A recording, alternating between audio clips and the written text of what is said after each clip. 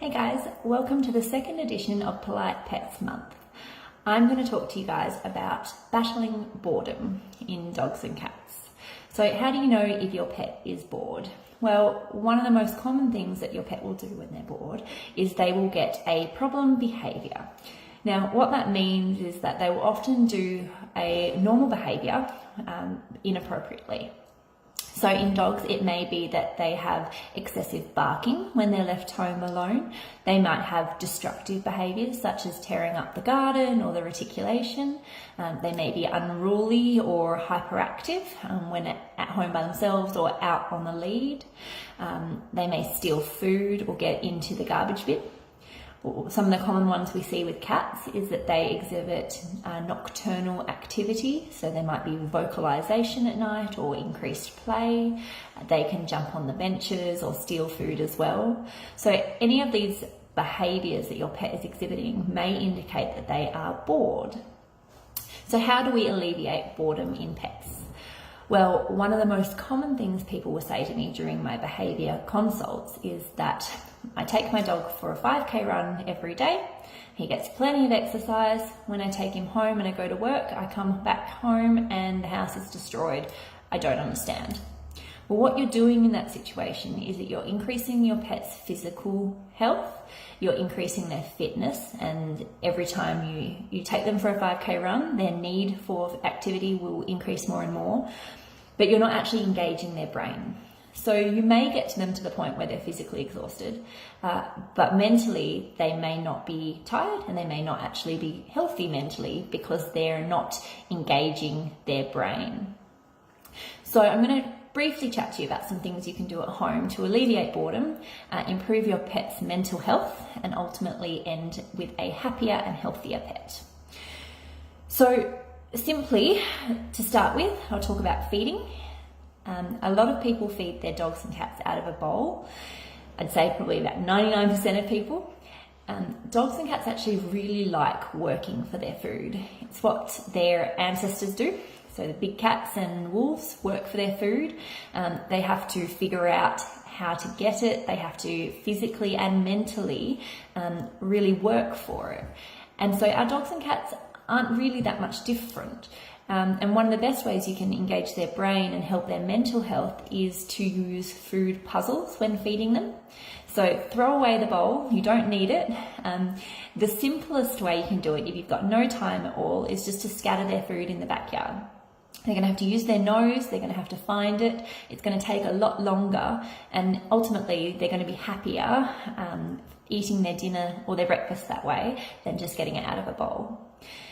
There are some fantastic puzzle feeders you can get online. If you think of it, they make it. So with cats, you can get little like cylinders and little spinny things that they have to put their paws in to try and get the food out.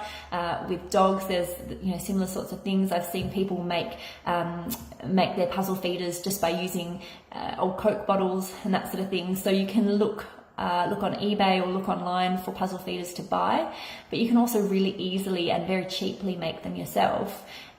Even using a cardboard box and putting their dinner in there and allowing them to destroy that box to get to their dinner.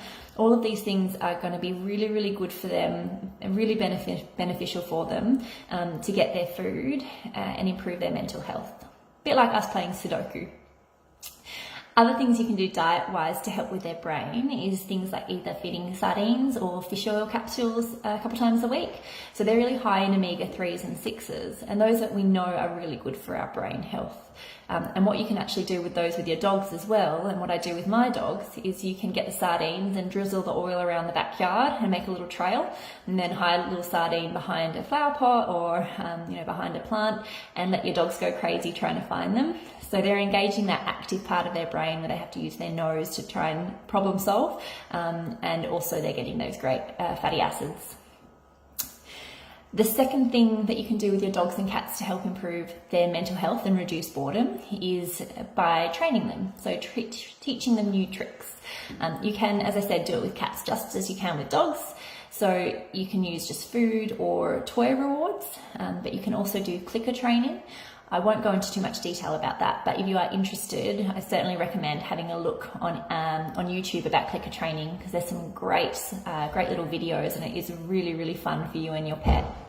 But essentially, teaching them a new trick is, again, helping engage their brain.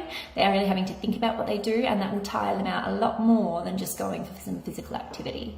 So you can just make a new goal each week. So this week we're going to teach him roll over, or we're going to teach, how to play dead, whatever it is that you want. But yeah, rewarding them, getting them to think about it is going to tire them out and mean that when they're home by themselves, they're not going to be as bored. And the last thing I've got down, which is mainly for our canine patients, is going to be me briefly chatting about sniff walking.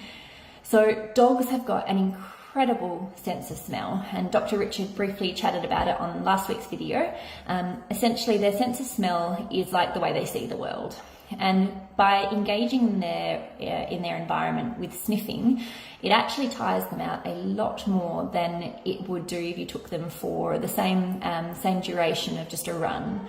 So I really strongly recommend, instead of just taking your pet for a run a few times a week, mix it up a little bit and go find some interesting bush tracks, or a local sort of dam or beach or something like that, and take some treats with you and hide them in the sand or in the grass, and really engage with your pet and encourage them to smell and sniff their environment.